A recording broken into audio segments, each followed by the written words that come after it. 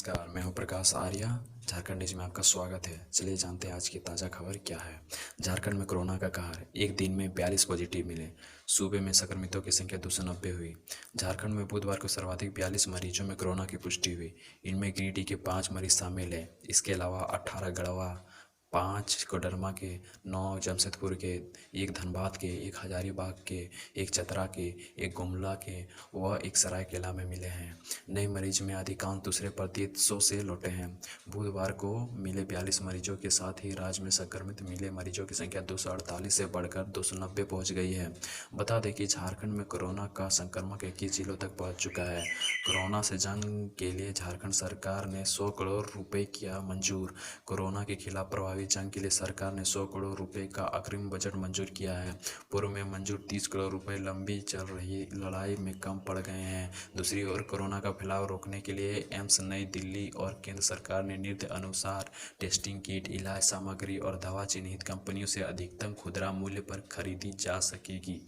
Cabinet secretary Ajay Kumar Singh ने बताया कि कोरोना के खिलाफ लड़ाई के लिए झारखंड आकस्मिकता निधि से 100 करोड़ रुपए की अग्रिम मंजूरी मिलने से quarantine centre, sample testing kit, screening, भोजन, मेडिकल उपकरण उपलब्ध कराने में सहूलियत होगी। चक्रवाती तूफान अम्फान ने बंगाल में उड़ीसा में मचाई तबाही, 2 की मौत। चक्रवाती तूफान अम्फान ने बुधवार को पश्चिम बंगाल व उड़ीसा में दस्तक दे दी। इसके कारण दोनों राज्यों के तट इलाकों में तेज आंधी चल रही है और बारिश हो रही है। इसके चलते यहां कई घर ध्वस्त हो गए हैं। पश्चिम बंगाल में 2 लोग की मौत हो गई। उड़ीसा व बंगाल में 4 लाख लोगों को एनडीआरएफ ने सुरक्षित स्थानों पर पहुंचा दिया। मनरेगा के तहत झारखंड में 20,000 एकड़ में पौधे लगेंगे। 40,000 मजदूरों को मिलेगा काम। राज्य में मनरेगा के तहत पौधारोपण योजना के लिए 20,000 एकड़ भूमि चिन्हित कर ली गई है। इसमें 40,000 से अधिक मनरेगा मजदूरों को लगाया जाएगा। साथ ही ग्रामीण विकास विभाग ने जिलों को मनरेगा का काम मशीन से नहीं कराने का सख्त निर्देश दिया है। मशीन से काम होते पकड़े जाने पर कार्रवाई की जाएगी। योजना के तहत फलदार पौधे लगाए जाएंगे। इसके तहत मिलने वाले रोजगार में बुजुर्गों और विधवा महिला को प्राथमिकता दी जाएगी। योजना के जरिए सरकार सड़क किनारे सरकारी भूमि, व्यक्तिगत या गैर मजरूआ भूमि पर फलदार पौधे लगाए जाएंगे। इन पौधों की देखभाल के लिए जिम्मेवार ग्रामीणों की होगी। जल छाजन की 28 परियोजना के लिए नाबार्ड से 229 करोड़ का लोन। सरकार ग्रामीण विकास विभाग जल छानन मिशन की ओर से RIDF 21 के तहत 28 जल छानन परियोजनाओं के कार्यान्वयन के लिए राष्ट्रीय कृषि एवं ग्रामीण विकास बैंक नाबार्ड से 229.21 एकड़ रुपये ऋण का प्रस्ताव को भी मंजूरी मिली। इन्हें 2025 तक पूरा करना होगा। झारखंड में हर दिन बढ़ रहे मजदूरों की संख्या। मनरेगा के तहत काम करने वाले मजदूरों का हर दिन बढ़ रहे हैं। विभाग ने हर दिन कम से कम 5 लाख मजदूरों को काम करने का लक्ष्य रखा है। बुधवार को 4,32,440 मजदूरों ने 84,802 योजनाओं पर काम किया, जबकि मंगलवार को 4,16,817 मजदूरों को काम मिला था। इससे पहले 7 मई को 2,63,219 मजदूर, 12 मई को 3,16,773 मजदूर और 15 मई को 3,59,792 मजदूरों ने किया था। बच्चों को डिजिटल कंटेंट देने में झारखंड के 8 जिले फीसदी। सरकारी स्कूलों के बच्चों को डिजिटल कंटेंट उपलब्ध कराने में राज्य के 8 जिले सबसे पीछे हैं। पश्चिमी सिंहभूम, लातेहार, खूंटी, गिरिडीह, सिमडेगा, गुमला, गोड्डा और साहेबगंज में स्कूल और शिक्षकों का व्हाट्सएप ग्रुप तो बन गया है, लेकिन बच्चों और अभिभावक का व्हाट्सएप ग्रुप उनके अनुपात में नहीं बन सका है। इसके लिए झारखंड शिक्षा परियोजना परिषद ने यूनिसेफ के सहयोग से टीम का गठन किया। यह टीम जिलों में जाकर शिक्षकों के साथ साथ बच्चों व अभिभावकों को व्हाट्सएप ग्रुप से जोड़कर उन्हें डिजिटल कंटेंट उपलब्ध कराएगी। गोड्डा क्वारंटाइन सेंटर में खाना नहीं मिलने पर हंगामा, 12 घर भागे।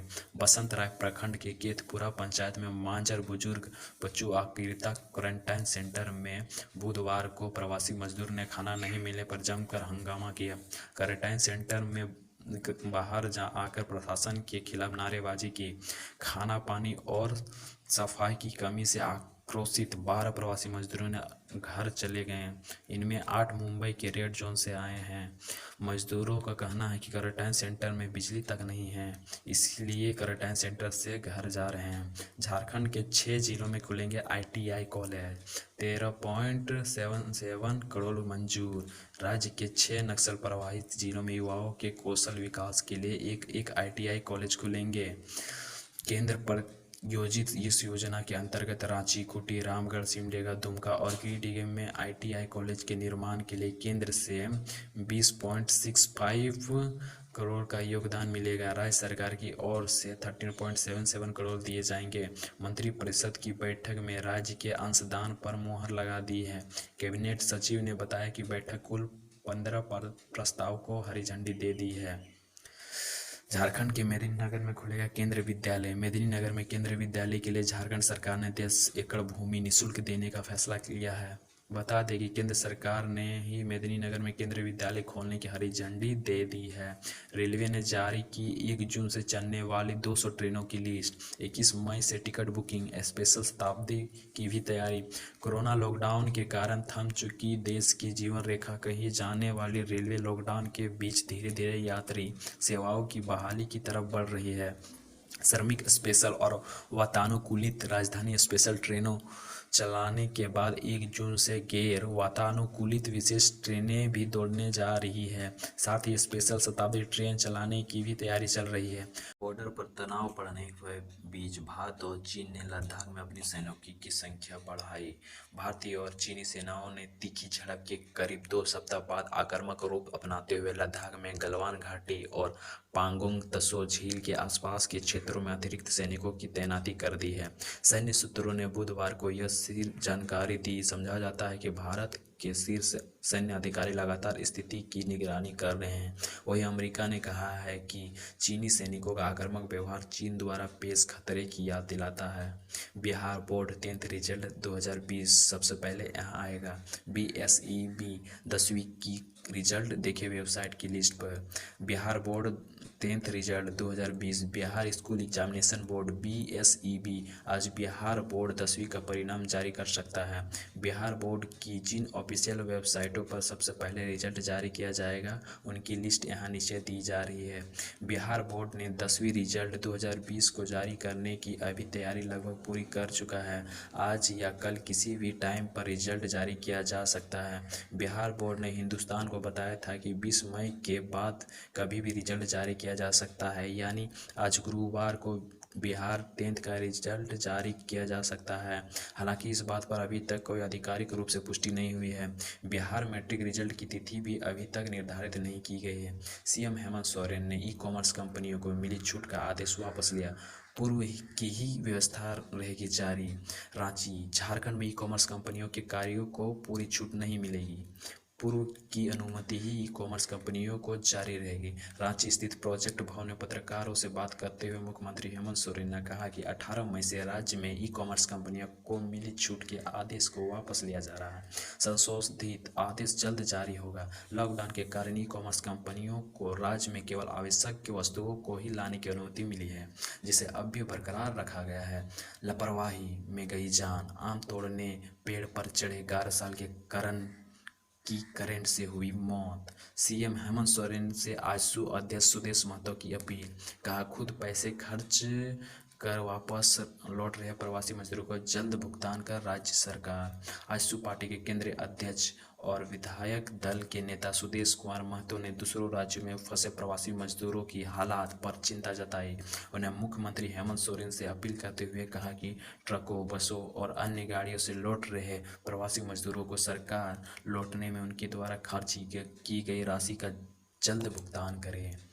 श्रीनगर में BSF की सर्चिंग टीम पर आतंकी हमला, 2 जवान शहीद। श्रीनगर में गांदरबल में BSF की सर्चिंग टीम पर हमला कर दिया। हमले में 2 जवान शहीद हो गए। बताया जा रहा है कि हमला करने के बाद आतंकी जवानों के हथियार लेकर फरार हो गए। हमले के बाद सुरक्षा बल के जवानों ने सर्च ऑपरेशन शुरू कर दिया है। आशंका है कि आतंकी आसपास के इलाकों में ही छिपे हो सकते हैं। पिछले 13 दिनों में जवानों ने 3 एनकाउंटर्स में 3 बड़े आतंकियों को मार गिराया है। UPSC 5 जून को जारी करेगा सिविल सेवा प्रीलिम्स परीक्षा की नई तारीख। संघ लोक सेवा आयोग पूर्व में स्थगित की गई सिविल सेवा प्रारंभिक प्रीलिम्स परीक्षा की तारीख की घोषणा 5 जून को करेगा। यूपीएससी के वेबसाइट पर इस बारे में सूचना दी गई है। बता दें कि पूर्व में यह परीक्षा 31 मई को होने वाली थी, लेकिन कोरोना वायरस लॉकडाउन की वजह से इसे स्थगित कर दिया गया था। बताया जा रहा है कि 5 जून को यूपीएससी नया परीक्षा कैलेंडर को भी जारी करने वाला है। मोदी सरकार का बड़ा फैसला, अब 2023 तक उठा सकेंगे इस पेंशन स्कीम का लाभ। पीएम मोदी ने हाल ही में पीएम वंदना योजना की शुरुआत की थी, जिसके तहत तय दर के अनुसार गारंटीड पेंशन मिलती है। इस योजना के तहत ग्राहक एलआईसी के एक मुश्त रकम देते हैं, जिसके बाद महीनों में एक तय राशि पेंशन के तौर पर प्राप्त कर सकते हैं। ऐसे में अब पीएम मोदी की अध्यक्षता में केंद्रीय कैबिनेट की बैठक में यह फैसला लिया गया कि इसकी अवधि 31 मार्च 2020 से बढ़ाकर 31 मार्च 2023 तक कर दिया जाए। मैं इन्हीं बातों से कहकर अपना विचार समाप्त